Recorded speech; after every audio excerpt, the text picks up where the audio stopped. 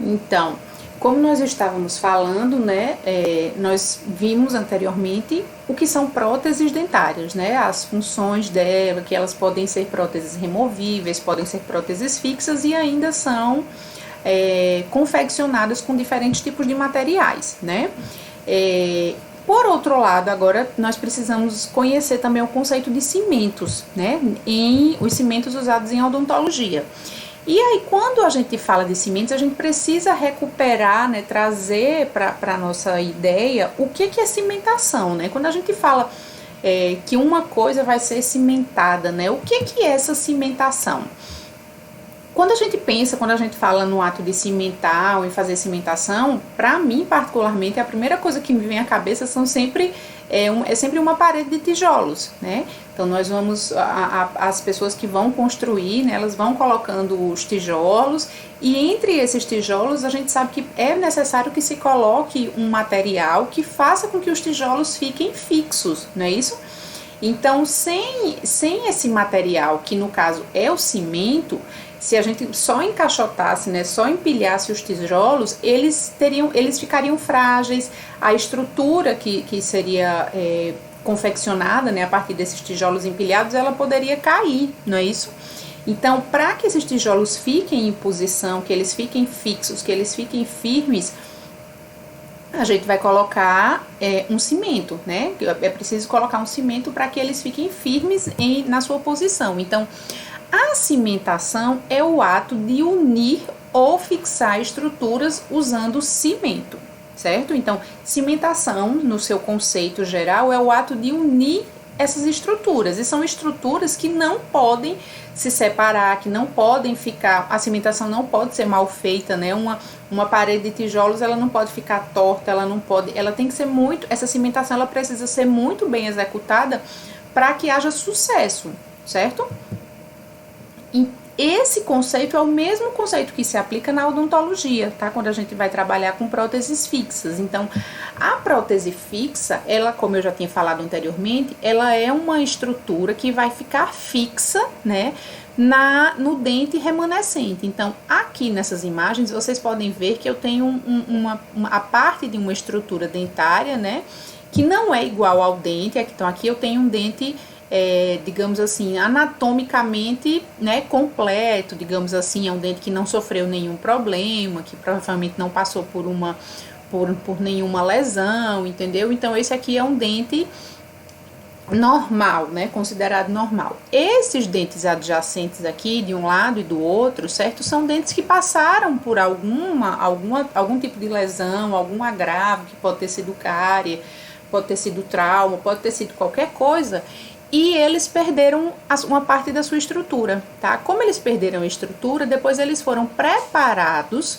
foi feito um preparo dentário aqui, para que ele pudesse receber essa coroa, certo?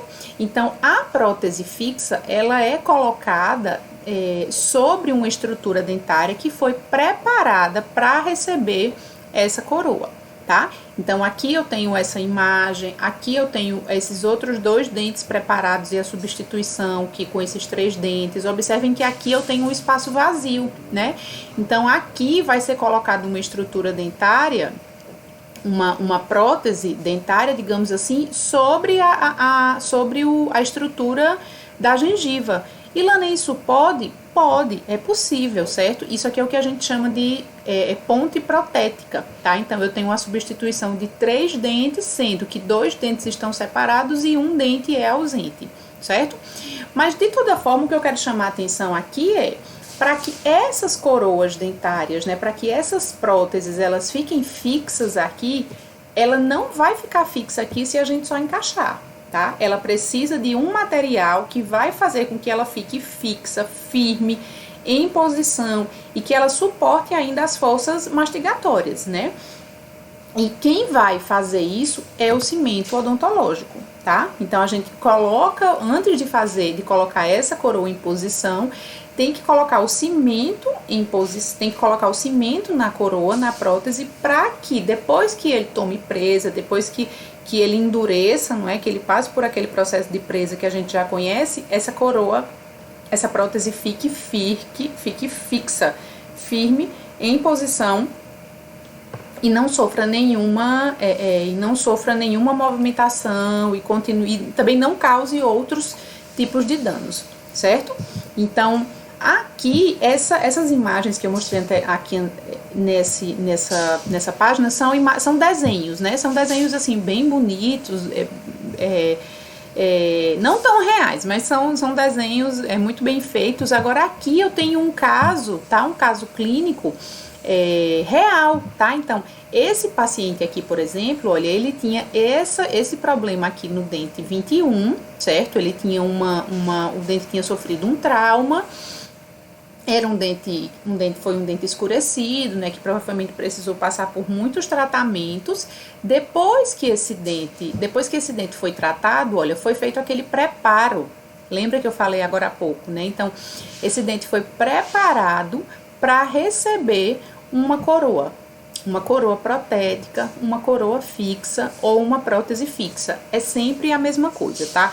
Coroa fixa ou prótese fixa é a mesma coisa. Então, um dente que teve um dano, que sofreu um dano, uma agressão, ele passou por um tratamento, ele foi preparado para que ele recebesse a prótese fixa, certo? E essa prótese fixa, ela fica em posição, é mantido aqui em posição graças à ação do cimento, certo? Então, é importante que a gente tenha muita atenção com relação a esse cimento. Por quê? Esse cimento, ele é um material muito, muito, muito importante, certo? Se o cimento não for manipulado corretamente, se ele não tiver dentro do prazo de validade, se ele não for utilizado dentro do tempo certo, se ele não for manipulado no tempo certo, ele não vai, ele vai impedir, digamos assim, que a coroa, né, que é a coroa protética, ela fique numa posição adequada, que dê tudo certo ao final desse procedimento, certo? Então, esses cimentos a gente tem que ter muito cuidado quando for trabalhar com ele, assim como com qualquer outro material. Mas vocês vão ver ao longo dessa aula e da próxima ainda que quando a gente tem qualquer problema com cimento, vai repercutir aqui na coroa, certo? E um problema na coroa é bem mais difícil de resolver, tá? Então a gente tem que ter muito cuidado com o cimento antes de fazer essa cimentação, tá?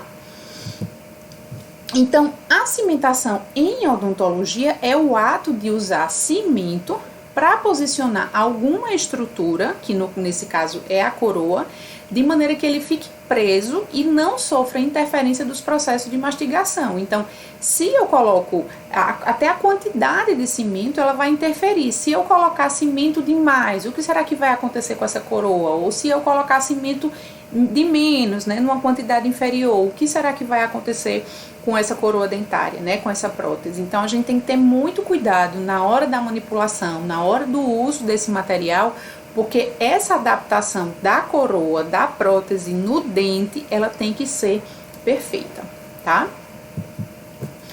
E aí, como vários outros materiais, não é, na odontologia, nós temos o que é perfeito, que é a estrutura dentária. Nós vimos isso lá na primeira aula. A estrutura dentária é uma estrutura perfeita, né? Ela é parte do corpo humano e se ela for conservada, né, se ela for bem cuidada, ela não vai ter problemas. Acontece que por muitos motivos as pessoas podem vir a ter algum problema com os dentes. E se houver a necessidade de colocar uma prótese, né, nós vamos precisar do cimento. E esse cimento, ele tem existem as características que seriam ideais para esse cimento, né, como todos os outros materiais que a gente já falou. Então, o cimento ideal, ele é um cimento que tem característica de adesividade, ele é um cimento insolúvel, ele é um cimento que oferece um bom selamento marginal, ele é um cimento que é isolante térmico, elétrico e mecânico, ele possui propriedades terapêuticas, ele também precisa ser biocompatível, ele tem que gerar uma espessura de película muito fininha. O que é essa espessura de película? Imaginem que na hora que a coroa, né, a prótese vai ser posicionada na estrutura dentária, se tiver muito cimento ali, né, se ele ficar grosso, digamos assim, muito viscoso, a prótese fixa não vai adaptar. Então o cimento ele tem que formar uma camada muito fininha, certo?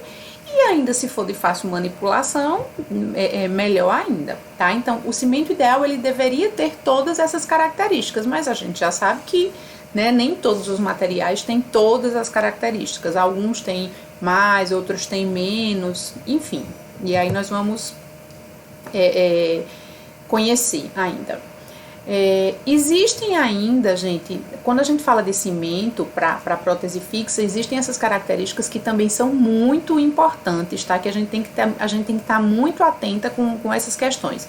Para todos os outros materiais, né, que nós vimos até agora, materiais restauradores provisórios, os materiais restauradores definitivos, nós temos que ter atenção, tá? Com algumas características. E aqui, quando a gente trata de cimentação, a gente precisa redobrar essa atenção com relação a essas variáveis, tá? O tempo de manipulação, a umidade, a relação pó-líquido e a temperatura, tá? Por que o tempo de manipulação é importante? Nós temos que ter atenção com as instruções do fabricante, que é uma coisa que eu já falei, que com certeza todo mundo vai lembrar. Então, se o fabricante fala lá na bula do cimento, né, do material, que o tempo de manipulação dele é de 1 minuto e você ficar 2 minutos manipulando, o cimento não vai dar certo, tá? Ou se você ficou manipulando só durante 30 segundos, também não vai dar certo. Então, a gente tem que redobrar a nossa atenção com as instruções do fabricante. Tanto para o tempo de trabalho, né, que é o tempo da manipulação, como do tempo que a gente tem para colocar o cimento na coroa e levar para a estrutura dentária, para a cavidade bucal, tá?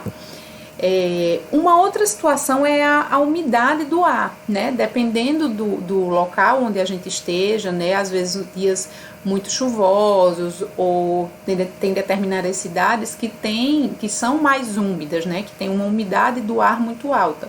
Essa umidade também pode interferir nas características do cimento, certo? Então, se a gente está numa circunstância de muita umidade, a gente tem que redobrar ainda mais o cuidado na hora que a gente for fazer essa manipulação, tá? Quando eu for falar de manipulação propriamente dita, eu volto a isso aqui, mas desde já tem que lembrar disso. A umidade do ar, ela pode interferir nas características do pó e do líquido e, consequentemente, na característica do cimento que vai fazer a cimentação a cimentação da prótese fixa, certo? Uma outra variável é a relação pó-líquido. Assim como a questão da indicação do fabricante, também já falei muito sobre a importância de respeitar a quantidade de pó e de líquido do material, certo?